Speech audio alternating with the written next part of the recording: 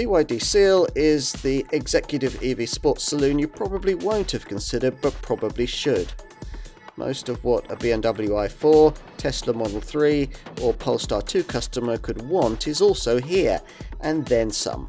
If you're browsing in this segment, a Seal simply has to be somewhere on your wish list.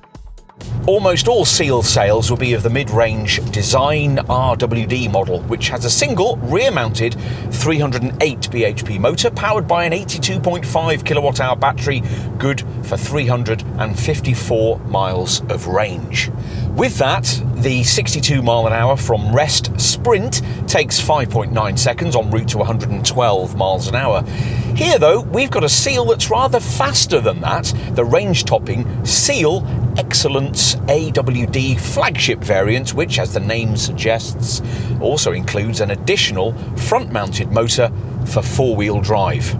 That extra motor means a boost in power to 523 bhp, providing for quite a startling 3.8 second 0 to 62 mile an hour time that BYD's so proud of that it's advertised with a 3.8S badge on the boot lid. The 82.5 kilowatt-hour battery of this range topper is the same as the mid-range model, but the all-wheel drive system's extra weight means that here it only takes the car 323 miles between charges.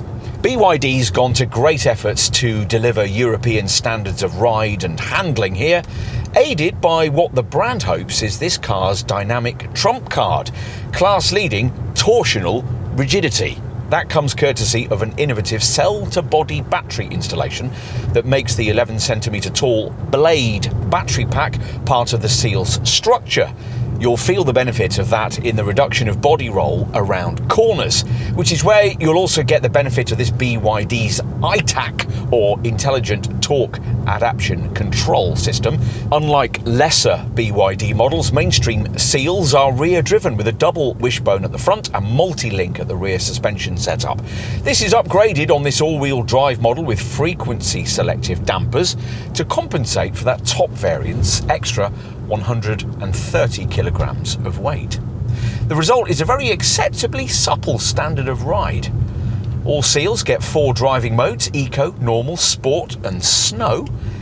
And there are 2 regenerative braking modes, though even the fiercest of these doesn't slow the car that significantly off throttle.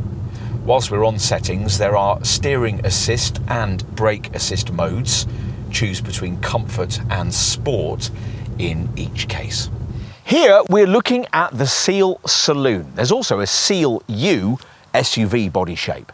In sedan form, the BYD is a fairly dramatic looking thing, styled using the brand's current Ocean X design language, which includes a few gill and fin details to fit with the whole maritime theme. The penmanship comes from ex-Audi stylist Wolfgang Egger, whose CV includes the gorgeous Alfa Romeo Competizione 8C sports car. At the wheel, the Seal serves up a smartly furnished interior with a 10.25-inch digital instrument panel and a big 15.6-inch infotainment touchscreen that, as with other BYDs, can be rotated between portrait and landscape layouts. It seems very evident here that BYD has taken European advice in creating this cabin. There's rather less of the kind of shiny plastic screen fest that you get in cheaper Chinese models, and the interior all feels suitably premium, more so than a rival Model 3. We especially like the intricately stitched BYD branded seats, which not only look good, but seem supportive. And this cabin's reasonably practical. BYD says there are 20 flexible storage spaces for small items around the interior.